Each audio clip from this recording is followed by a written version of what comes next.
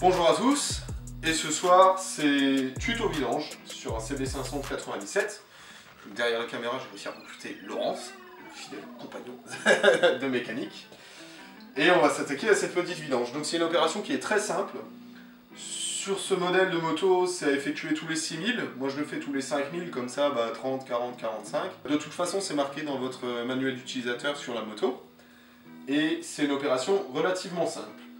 Donc pour ça, il vous faudra un bac pour vidanger, un bidon d'huile avec la fluidité nécessaire. Donc moi c'est de la 10-40, c'est pareil, c'est dans votre manuel d'entretien. Une clé à filtre qui vaut pas grand chose du tout pour desserrer le filtre à huile, sinon un tournevis fait très bien l'affaire. Un cliquet avec une douille de 13, un filtre à huile et un joint de vidange qui est à l'intérieur. Donc la moto a tourné aujourd'hui, l'huile est encore à température et ça va permettre que ça coule un peu plus vite et que les impuretés qui sont dedans partent plus facilement. Donc il va vous falloir un bac de vidange professionnel de type Volvic 5 litres et la clé à cliquer. Donc hop. Voilà, attends. Et le blaireau il serre.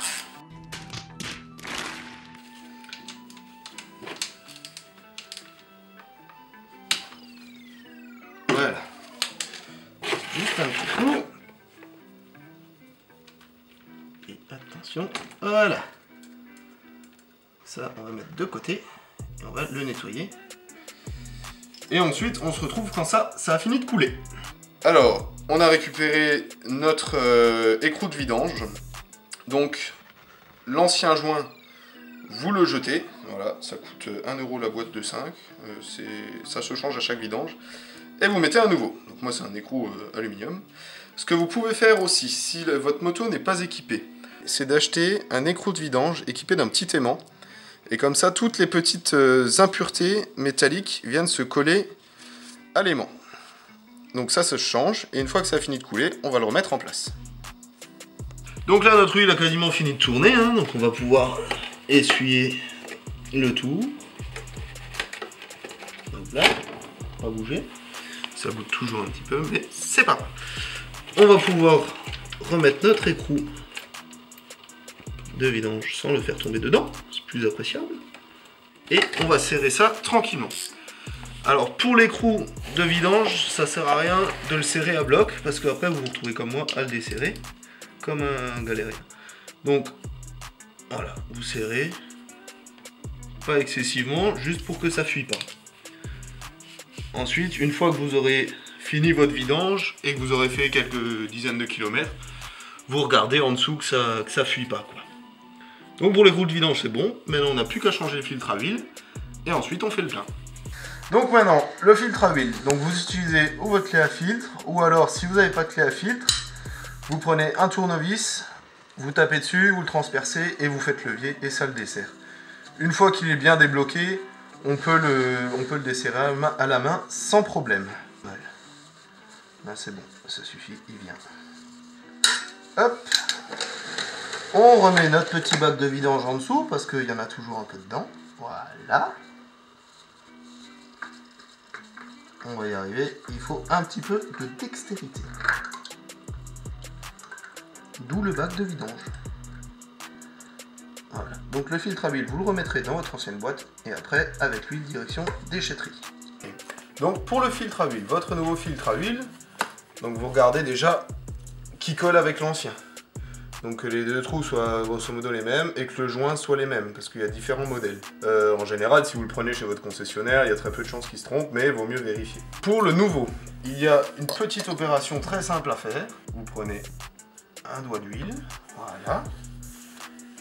Et vous huilez le tour de votre joint. Voilà. Aussi simple que ça. Ensuite, pour la mise en place du nouveau filtre à huile. Donc il faut savoir qu'un filtre à huile, voilà, si je suis pas trop mauvais, je devrais y arriver sans trop galérer. Je dis si je suis... Voilà, et on est dedans, en plein dedans quand même. Donc on le serre, et après on fait 3/4 de tour, contact et 3/4 de tour. Donc là on a ça en bas, Et voilà, là on est pas mal. Un filtre à huile, ça se serre à la main. On a resserré notre filtre à huile, on va pouvoir nettoyer un petit coup avec du nettoyant frein, histoire que ça soit propre. Et maintenant, il n'y a plus que le plein d'huile à faire. Donc, on a bien resserré notre écrou de vidange, on a bien resserré notre filtre à huile. Maintenant, on va pouvoir faire le plein d'huile. Un petit entonnoir pour travailler de manière propre et professionnelle.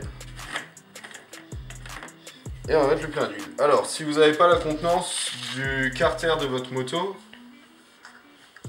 vous faites par palier.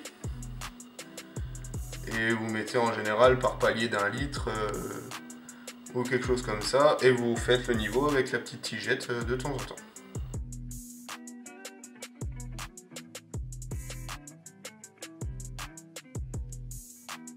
Donc là, on a rempli d'huile.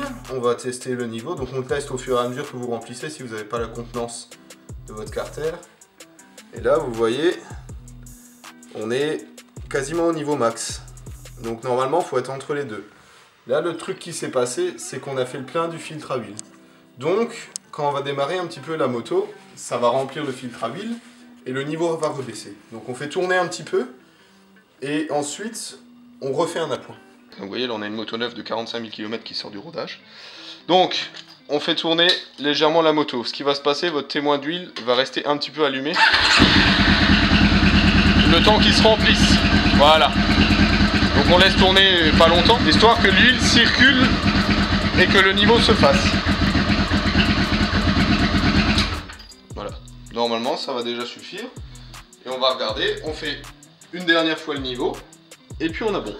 Donc avant on avait fait le niveau d'huile, et maintenant vous voyez, il n'y a de nouveau plus rien, le niveau est bien retombé en dessous du mini. Donc c'est pour ça qu'il ne faut pas faire tourner la moto excessivement longtemps, mais il ne faut pas mettre de l'huile ras la gueule dessus non plus.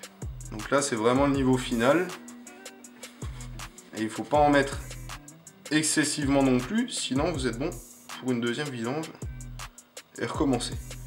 Parce qu'il faut savoir que être en dessous du niveau mini, c'est pas bon, mais être au-dessus, c'est pas bon non plus. Et là, vous voyez, on est pile au milieu, avec une goutte sur le gant, c'est parfait. Tu vois là-dessus, c'est bon. Et c'est parfait. Donc voilà, vous avez fait la vidange de votre moto. Vous avez vu, c'est une opération qui est particulièrement simple. Ce que vous pouvez faire, si vous ne voulez pas ou si vous avez peur que votre moto perde de la valeur, vous prenez une feuille de papier et vous notez à chaque fois l'entretien de votre moto. J'ai fait la vidange à tant et tant de kilomètres et à telle date. Et derrière, vous joignez la facture d'achat de vos pièces. Comme ça, le potentiel acheteur a une preuve que l'entretien a été fait comme il faut. Pour ce qui est des prochains tutos, il y aura en fin d'année sûrement le changement des amortisseurs arrière.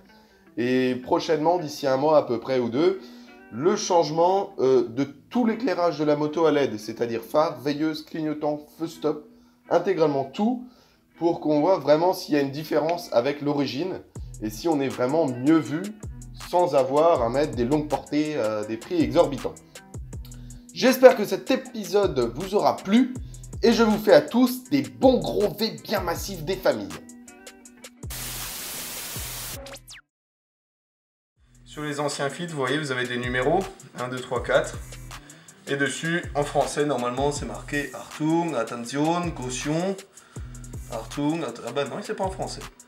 Mais en gros, en allemand, Tragen Sie vor der Montage, bidule machin. Y a pas en anglais je suis un peu meilleur. Voilà. Apply the film oil on the gasket, donc appliquer un film d'huile sur le joint. Et en gros, ouais, bon bah là-dessus c'est pas marqué, donc je couperai mon texte, mais c'est pas grave. Mais en gros, un filtre à huile, ça se serre à la main, au contact et 3/4 de tour. C'est aussi simple que ça.